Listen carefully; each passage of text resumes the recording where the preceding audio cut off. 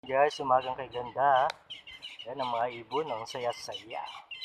So yan guys, papakita ko lang sa inyo ang aking Epipremium Pinatum Albo. Ayan, pinagapang ko ito sa puno ng mangga. Ayan, ang ganda niya oh. Ito lang ganda ng variegation niya. Yan, ang hinayang kong ipropa, pero ipropa ko na rin yan. Kasi nga, para tayo ay magkapera. Meron din ako Royal Queen. Ayan, gumapang din siya sa mangga. Ayan, tapos meron tayong Tortune. Wala na rin. Tapos meron tayong Pink Princess. Ayan, gumagapang na rin siya dito. Wala yung variegation niya. Nasunog ang variegation ng Pink Princess ko.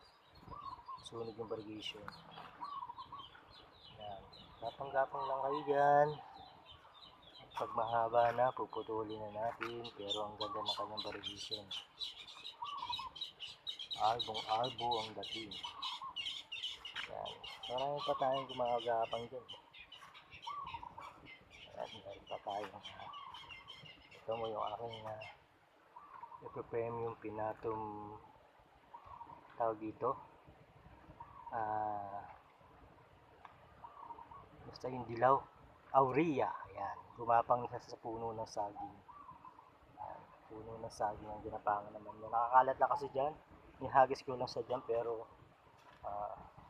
gumapang siya ng gumapang. Ito naman yung kanyang pinaka main, gumapang sa puno ng, ayan, suha naman ang ginapangan niya. Ayan, ang ganda niya. Ganda pala niya pagka maraming dahon. Ganda oh. Diba? Talagang very healthy siya at maganda yung kanyang mga dahon pagka talagang trailing siya o gumagapang siya. Diba? Ganda.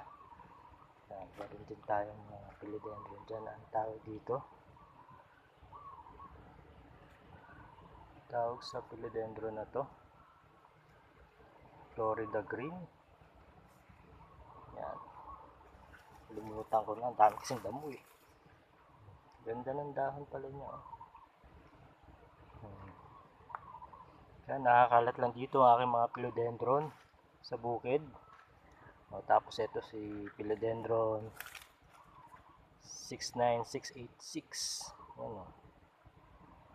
Philodendron 69686. Gapang-gapang lang sila dyan.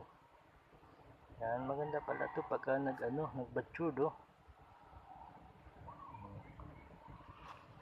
Paano ko nga sa puno rin. Ganda niya. So lamang guys, thanks for watching. Kalat-kalat lang. Ayan na aking mga halaman. Hindi pa. So yan. Yung mga Alocasia Army o Alocasia Hilo Beauty. Tapos ito yung sa akin, si Mister. Laki na rin oh.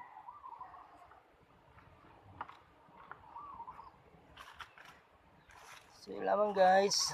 Ayan, meron din ang philodendron red sun. Thanks for watching. This is show.